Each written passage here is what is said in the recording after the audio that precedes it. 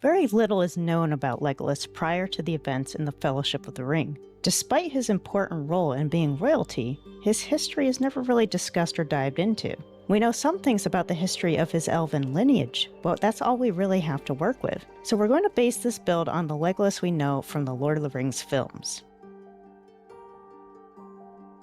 First off, we're starting with Elven race, of course. Now, for the sub-race, there's a little bit of a dispute here. Most sources cite Legolas as being a Sindarin elf, and Tolkien refers to him as coming from a Sindarin line. However, it is possible that Legolas is also part Sylvan, because we don't know about his mother, and the Sindarin elves immigrated to live with the Sylvan elves. Because the Sindarin elves adopted the Sylvan elves' culture, and Legolas is not a magic user, within the realm of BG3, he would be considered a wood elf. Our starting class is going to be Ranger, but you saw that coming. Now for favorite enemy, we are going to go with Keeper of the Veil. Now, I realize that some people may be thinking, why would you not take Ranger Knight? It's appropriate because he is royalty. However, we are not taking Ranger Knight because despite it being lore friendly, it is completely useless for the build. Legolas does not use heavy armor, and he's going to get his history proficiency from the noble background, so we will go with Keeper of the Veil instead.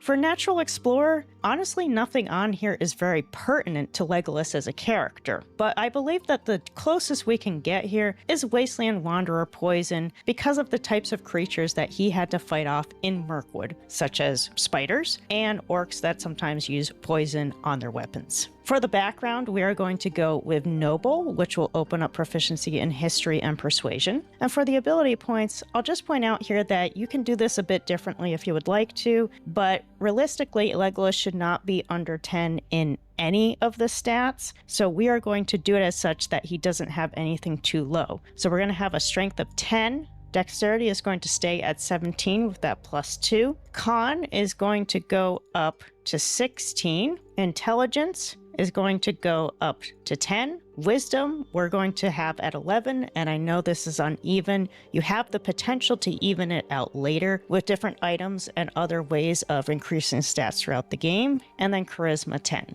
For skill proficiencies, you'll see that you get some things automatically. You get Stealth from race and Perception from race. You automatically have Arcana, History is from background, and Persuasion is also from background. For the 3 class picks, we are going to keep Survival and Nature, but we're going to swap Animal Handling with Athletics. With the basics out of the way, let's now move on to Appearance. Now, just as we did with Aragorn and Gandalf builds, we are going to be basing the appearance on the actor that played them in the Lord of the Rings films. So this is based on how Orlando Bloom looks. So we're going to go with body type 2. We're going to keep the voice as voice 1. I felt like that sounded the closest. Now, unfortunately, none of the faces here really look that close, but the closest one is head 1. And I know that this looks a little bit aged, a little more wrinkly than the rest, but the others are even further away. So we're going to go with head 1. For skin color, you need to click on all skin colors, and we're going to go with gold tone 2. Then you can skip on over to eyes, and that's going to be elf blue 2. Now under makeup, we're just going to put a little bit of accentuation around the eyes, just like they did with Orlando Bloom's character. So we're going to choose makeup 1. Black is going to be the color, but you're going to turn intensity down all the way to about 30-ish% so that there's not a lot going on there. It's just highlighting the eyes just a little bit. And then for hair, the hairstyle is pinned and perfect. Hair color is going to be blonde gold 3. And then we're going to do some highlights to bring in a little more brown. So highlights are going to be brown 2. With intensity of about 50%. And that will do it for the appearance of the character. Onto the build.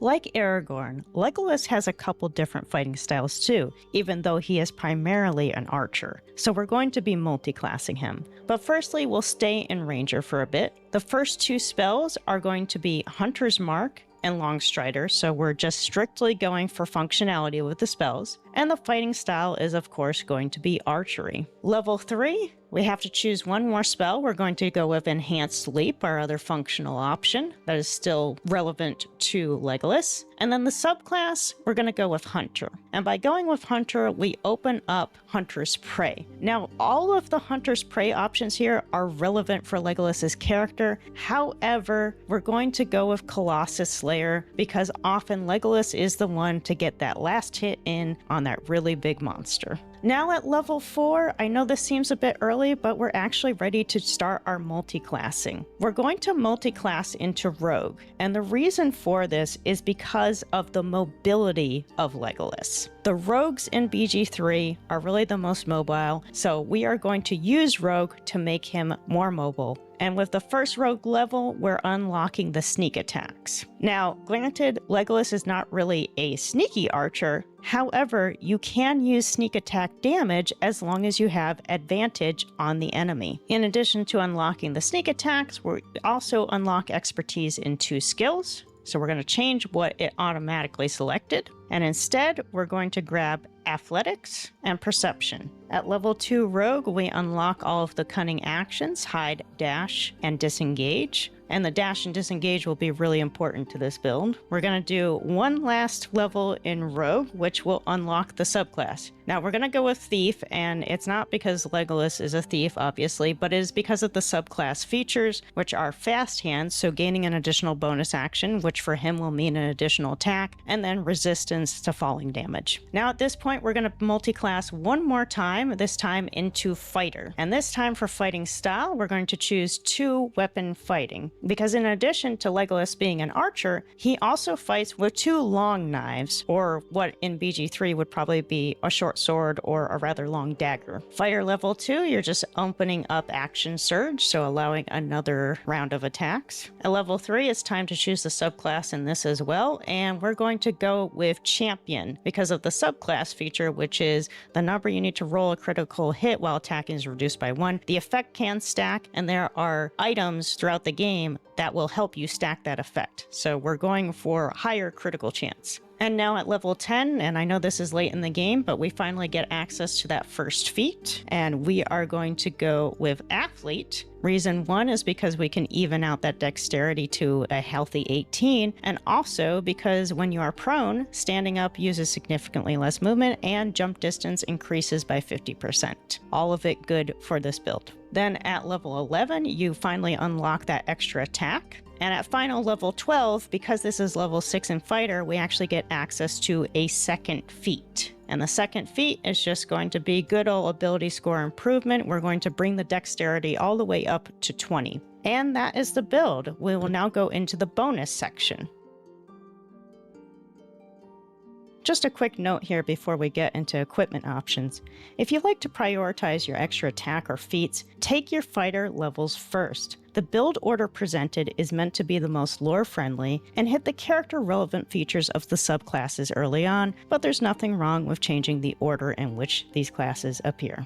Now, there are not a lot of longbow options in the game in general, and you won't really come across something fitting until Act 3. So early on, just get yourself like a +1 longbow. Once you get into Act 3, there are 2 very good longbow choices. One of them is the Deadshot, which is a very good bow for the build, but Gaunter Mail, which is also in Act 3, is the best bow in the game and the only legendary bow in the game. It is not as fitting for Legolas's character, but you may want to consider using it anyways. Now, just like with the limited amount of longbows, there's not a ton of options in terms of appropriate armor or clothing items for Legolas either, but there are a couple. Early on, you can use the Graceful Cloth. It's a pretty good early game item. It's found in Act 1, and it will bump up your dexterity before you've had a chance to do so via the feats. Later on in Act 2, you can get your hands on the Wanty Scale Mail. Now, it is medium armor, but it does not impose a penalty, so it's a really good mid-game item to be used. And then in Act 3, you can get your hands on the Armor of Agility. Now, this is also a medium armor,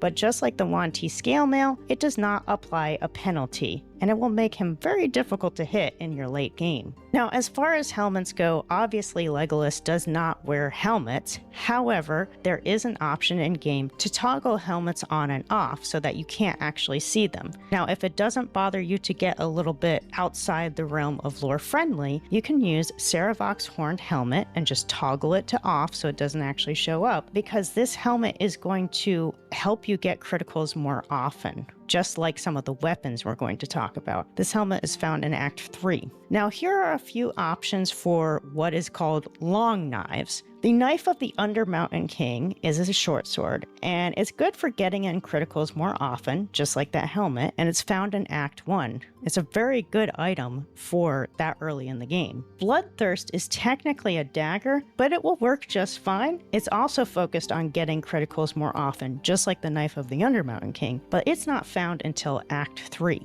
And there you have it, the build for Legolas and a couple items to make him even more dangerous. I hope you enjoyed this build. If you did, please leave a comment, consider subscribing if you haven't already, and let us know what other builds you're interested in seeing in the future. Thanks for watching.